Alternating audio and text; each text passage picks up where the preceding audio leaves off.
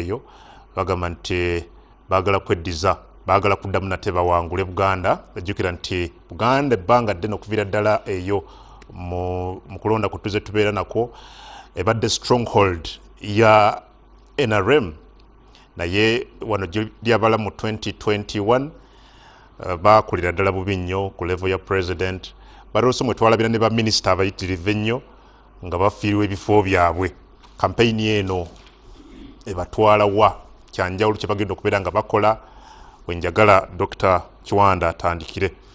Honorable.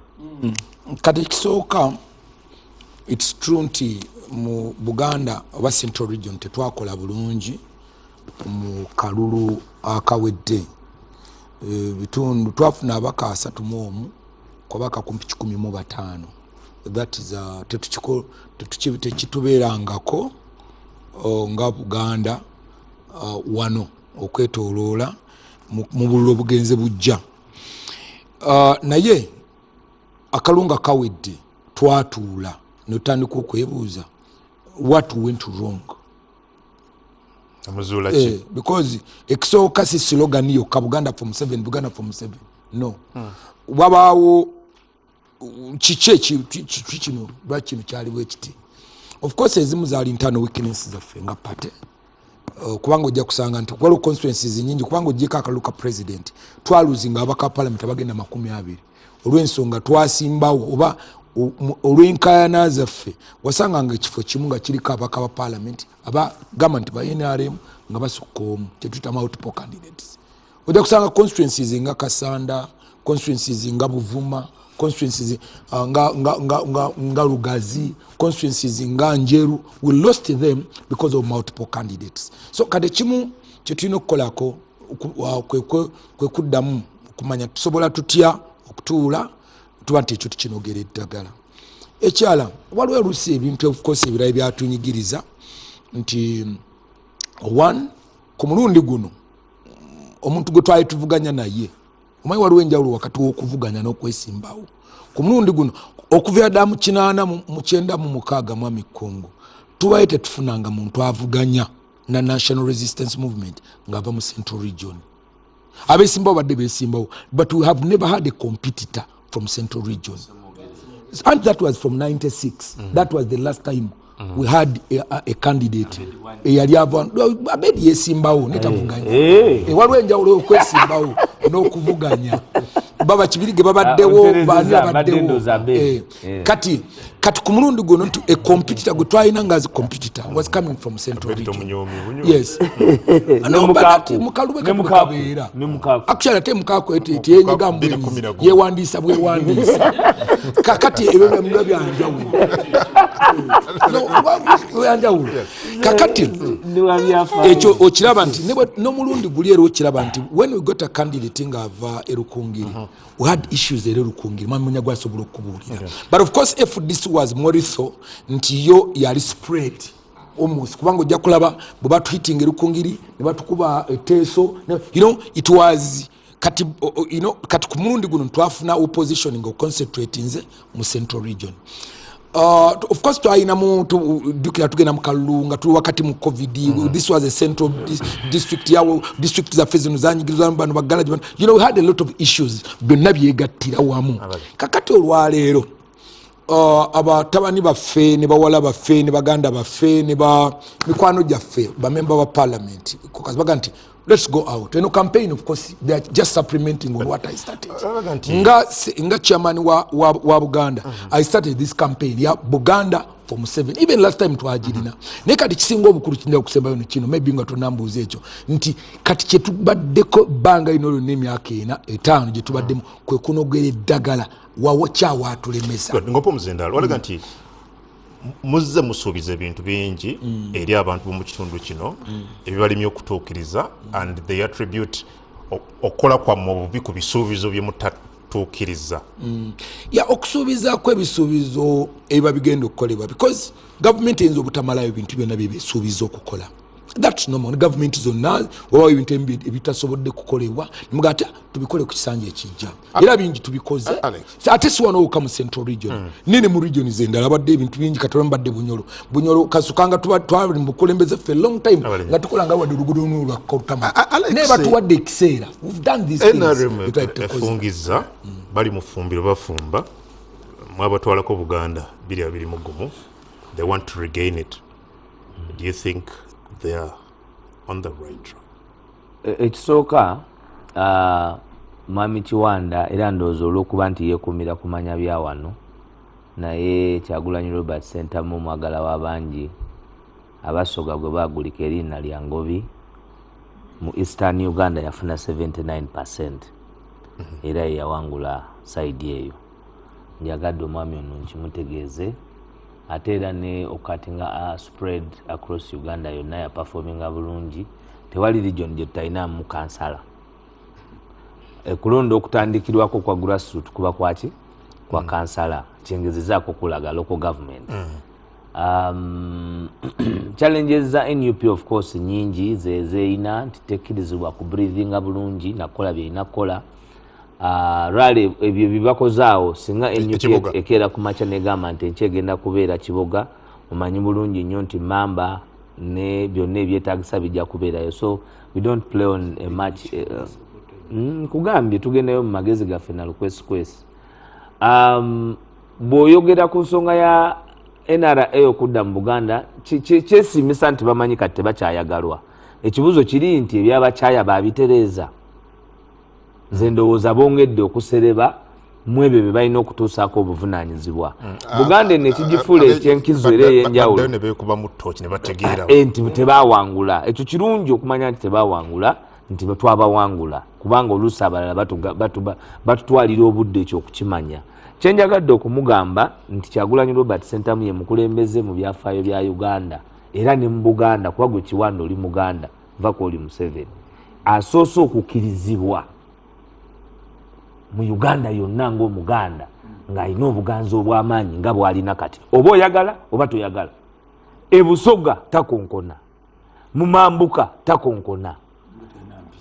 Ewa anti kati era mbadde manyi oli Muganda atakonkona abawamu agira bugiza ate abawawaka ayingira buyingizi nawaka mu Luganda owekatakola ki anti ate omusajja olina okukonkona kyobula bagamba edda olina nakuluwekanira eri muki mu masanga naye owewaka takola ki takonkona. So okumwagala okumukakanya omuteka mu kifaananyi ekyokumpi nze ndowooza oba okola kikyamu era oyinza obutafuna ddagala.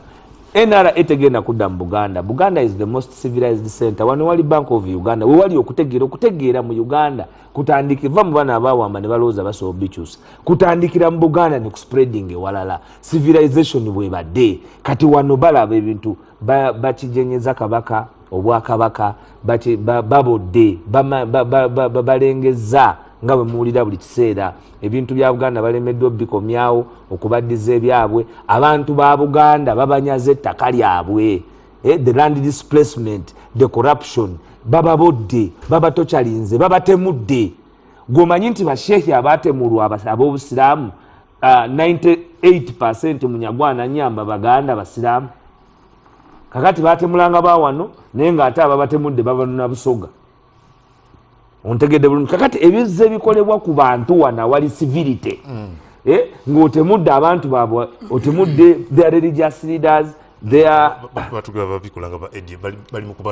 whatever you are going to gwekyoogenda okituuma kubanga gwolina obuvunaanyizibwa okuuma abantu n'ebintu byabwe mubanyaze ku ttaka abaana okusoma kati ne bamala okusoma wadde mu Buganda mubasoma expensively emirimu bali sure nti mubasasula temugenda kugibawa mubamalidde mu makomera. Abavubuka olwaleero abali ekitalya abali eruzira nga tebalina misango nga bakwatibwa olwa their political affiliation leero bwe mugenda e Kenya nga Besigye alina ya 34 bonna mubaleeta ne mubakuba mukomera bwe musanga ab'NUP mubakuba. So ebintu ebibakyayisiza emyaka 45 gye mumaze wano obaana egitali gya bukozi bw'otunuulira infrastructure nga maliriza when you look at the road infrastructure Buganda yesinga okuleeta revenue genda olabe polling position namba ki mu nguudo ezikoleddwa, because bajja kukuleetera ekifaananyi nti enguudo zikoleddwa, how many kilometers of tarmac have been covered in Buganda vis-a-vis other areas ezireeta ssente. Wano mwakitadde ku Buganda era nja kweri meeting on the same. Let's get to the health sector. When you look at the health sector, have you worked towards improving the livelihood ku byobulamu by'abantu muli gyonna gy'oyagala okuddamu okuwamba? Okimanyi bulungi nnyo nti wano mu Buganda ewasinga okubeera the highest level of okuba nti ebyobujjanjabi bya buseere. Omuntu embalala baba mujjanjabira emitwalo 3 wano yeetaaga emitwalo 3.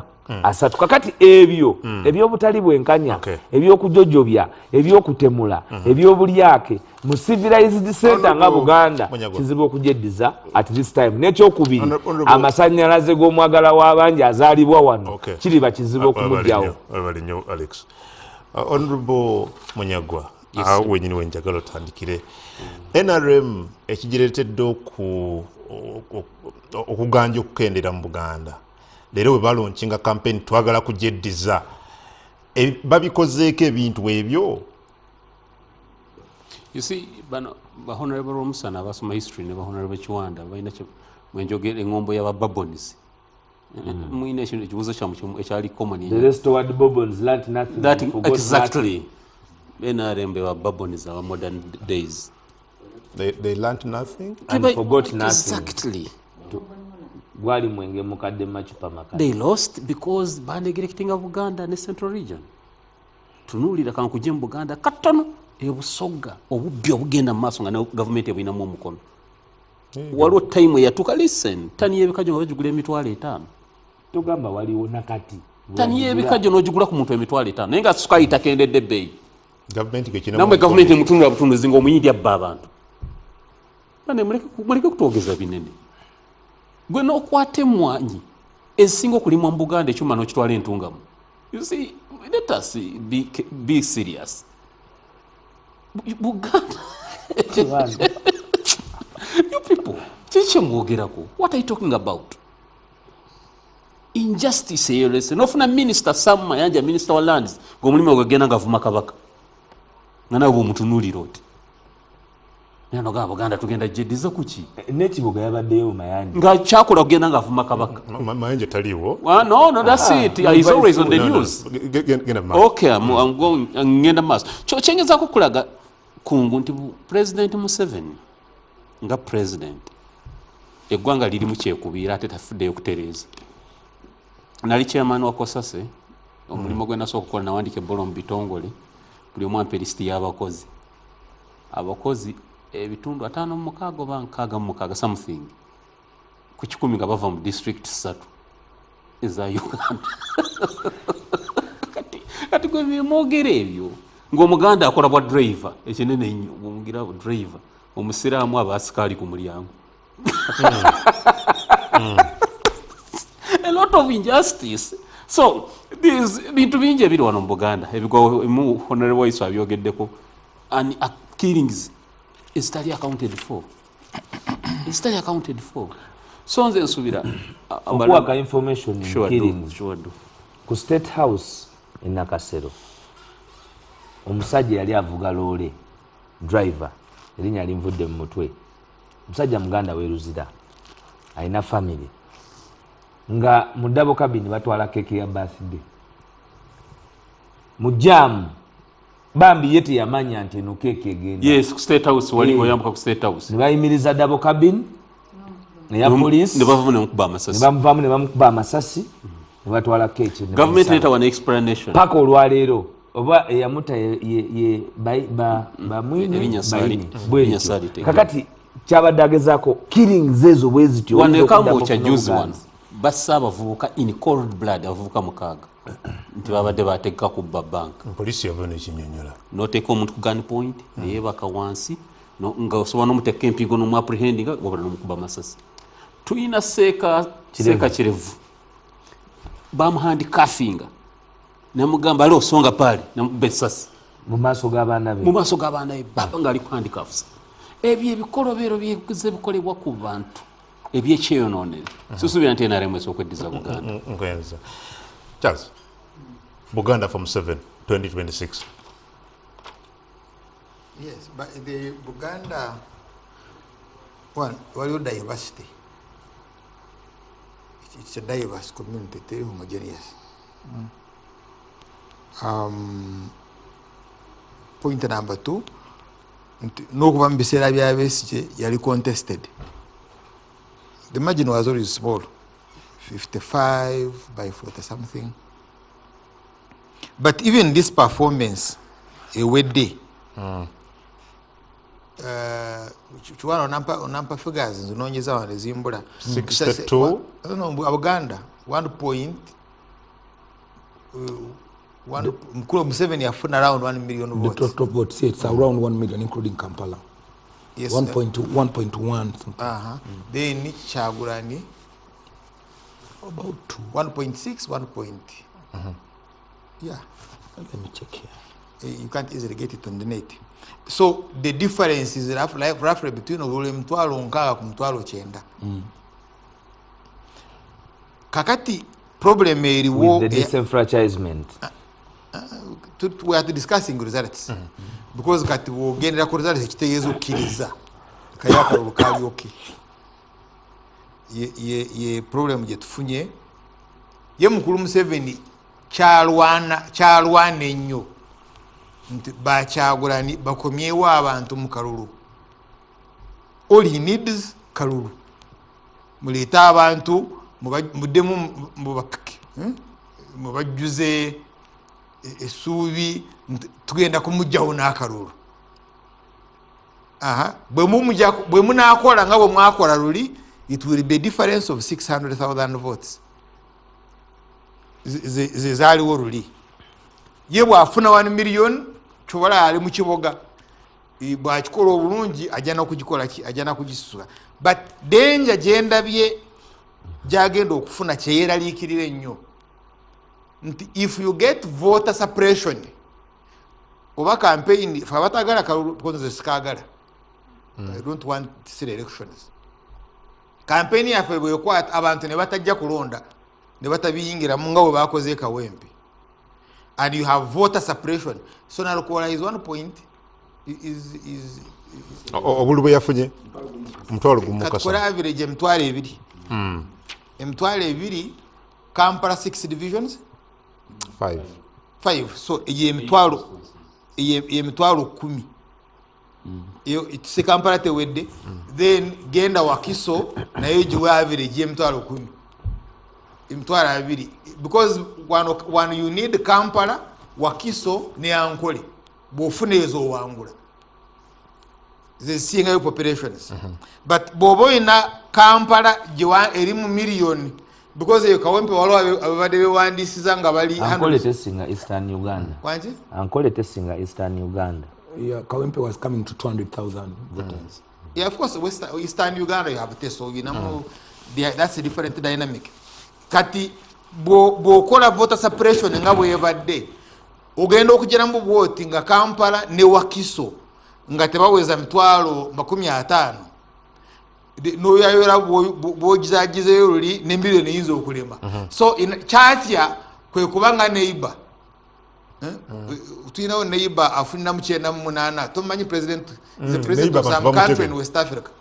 Antu bamutegedde. Kakati ye kyatya siye bwawangula 68% 75 muzi yamwameka 75 you will get it. Ye kyayagala ekikulu banno baddemu basitire wano Buganda edemu kulonda tejja kusukka we yali luli. It's now going to be suppressed and ye mukulu Museveni kyetaaga ennyo is to maintain 1 million votes ze bano ojja kusanga nga balina emitwalo 34 at this rate and you will be around, you will win it actually. Bogenda mathematics zino. So nze omulanga gwange guli nti bino yabano tembiwuliriza first and foremost akalulu tebukagenda mu ekyokubiri bwe kiba kisoboka kanyo ku mazzi. Abali. Just ka inquiry nga bwanywa ku mazzi. Amaliriza is ate lusinza ambuzabuza atuyita mirisha nti tulinaba mu kalulu ate bwe tugenda mu kalulu ate kakati bagenze mu kalulu kakati yoga tukoli ki Honorable Namuga campaign ena mjibatandise inaje gendo kubatusa mundaba yoba ekisooka mu kulaba okwange bagwiriddewo nga tebanatandika Buganda Form 7 kakati ekitegeeza ekibiina kye NRM without Museveni there is no NRM kakati bwona atambuza campaign ya Buganda Form 7 wabawo ekikyuka musimanyi kyonna addamu kutembeeta so ekisooka nsaba okutegeeza bannayuganda nti ekirungi nti Buganda gyayogerako kyekitundu ekikyasoose okubaamu abantu abalabufu abantu bawano ebintu babiraba mangu naye njagala okuwa abantu ku kifaananyi butya obuweereza bwebubadde ekisooka ekitugatta ne gavumenti buweereza abantu b'omu Buganda tukoze nnyo naye amaanyi gaffe tetugafunyeemu tunyagiddwa kyekyamazima njagala otunuulire Kampala nga bwafaanana without whether Uganda has a capital city omuntu yenna proud simanyi nti woba bujja mu Kampala osobola ogamba omuntu nti Kampala ye capital city bw'otunuulira population census eyakaggwa Kampala night population tuli mu bantu miliyoni 2 region gundi eddakaawo Masaka yali mu bantu emitwalo 3 naye bw'otunuulira ssente eziva mu Kampala n'eziddizibwamu muna Kampala center wano muna Kampala ina all the reasons to get hungry ojibwamu omusolo informal sector batulaga ku savings bantu bameka abakola tulina households million 10 the whole country households million 10 naye mu population census bameka abasobola okusavinga mu informal sector 1.6 million ku million 10 households 1.6 bokawe basobola okukola akasente ne baterekako wabaddewo obutali bwenkanya fa abantu b'omu central wano twalowoozanga nti obukulembeze buno bulimu ensa nga tukola ebintu mazima n'obwenkanya bw'otunuulira okutemaatemamu Bwanamunyagwa ne Mukulu Mufumbiro okutemaatemamu constituencies okutemaatemamu parishes eri ewalala baayawulanga bwe baayagala yensonga lwaki osanga omuntu avudde kiki ng'asikiikirira abantu 1,000 naye nga yenkana ne Honorable Naluyima ow'omu Central wano ayina Wakiso ayina abantu 600,000 naye nga bonna babaka ba parliament kati njagala otunuulire ababaka be tulina mu Western region oyina ababaka 207 Western region bw'ojja mu Central tulina ababaka 91 bw'ojja mu Northern tulina 84 bw'ojja mu Eastern tulina Eastern is 81 regions esatu bw'ozigata tulina ababaka 256 bano bannaffe abalina population entono balina ababaka 207 so bino byonna obutali bwenkanya buno is enough okwongera otunyiza bwodda ku report ya equal opportunities engeri butya bwe tuddiziddwako ku keeki y'eggwanga ffe tusinza okulyaza amaanyizibwa so sirowooza nti Mwami Kiwanda simanyi kitugatta nammwe nga NRM sikimanyi kitugatta nammwe ng'olese bino ebyokuba nti first of all genda Eruzira olabe abantu abajjuddeyo ku congestion twaga nti kati congestion Eruzira tuli mu 337%.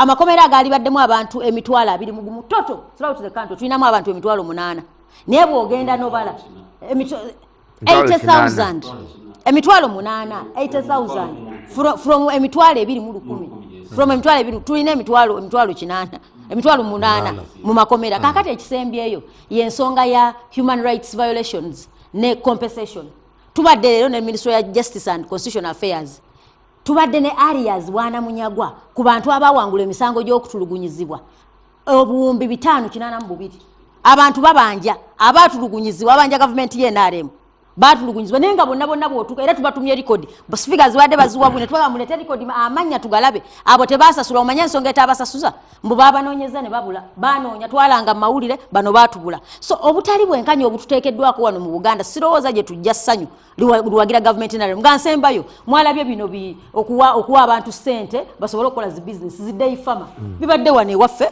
obukadde 8 day farmer genda okole naye biri wano mu Buganda baloza ba supporting zeffe nga bawadde balala gende Munyonyo Munyonyo common resort je sente ze bamuwa ali around mu billion nga 4 genda Muroko bamuwadde nenga ba pretending no baloza bawadde go gendo laba bakolayo abakozi abakolayo bavaawa so bakolayo bavaawa so njagala ekyo kyonna kirowooze kufa abaffe basaawa olujja abamombawo mirimu gy'obwamajja abaffe basaayi basikaali so njagala okutegeeza polling station ekawempe yabadde ng'erina abantu 9 polling station kakati abantu 9 ne bw'oba dividing okulonda okuva ku ssaawa 2 paka ssaawa 10 abantu abo tebasobola kukola ki kulonda naye ate ewalala abalonzi abo baba less kyova olaba nti bano babadde basobola n'okuleeta DR form ey'obukuusa nti bafunye 7 Nenga practically you cannot have 900 voters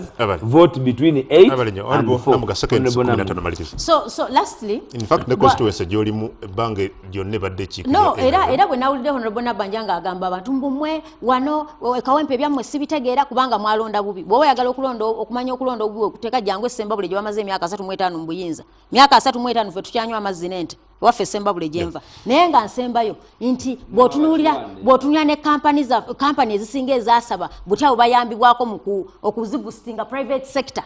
Company ezisinga ezirina amanya. Leka amanya nga geekuusakuusako ku bw'omu Buganda. Tebaziyambako.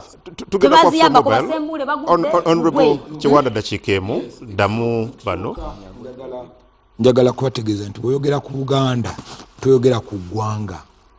Buganda is a nation. Buganda toyogera gwanga kwa ekintu kyo kyempula kyo emphasizing amanya. You can't. Buganda fena tuli wano. Actually buli chokola wano mu Buganda benefits almost the whole country because wano twaliwo tribe emu. It's for all of us. Kuba bwe emphasizing ekyamanya kimu ku bizibu ebisinga obunene kati olwaleero. Ndowooza kye tulina okugenda okunnyonnyola ffe nga aba NRM eri abantu.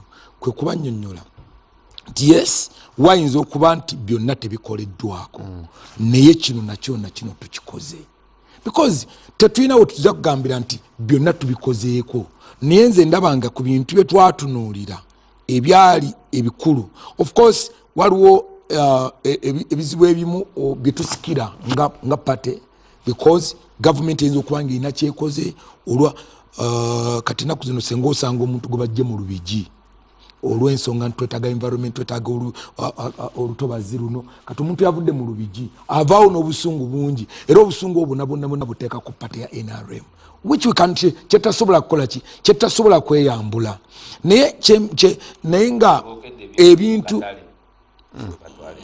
no ekyokuwa kyakatale kayinza okuba nga kibadde accidental naye kiba kibadde intended nti government ezze esenguddewo abantu mu Lubigi. It comes back to us kakati ensonga etutwala ebweru olwaleero etwala abamemba ba parliament twala ebweru kyendowooza nti era kyetulina okukolako nnyo kwe kuba interactive nti bwe tubeera ekibuga munakibuga abadde alaba oluguudo because abantu amu banyonyola Buganda alowooza we are talking about Kampala.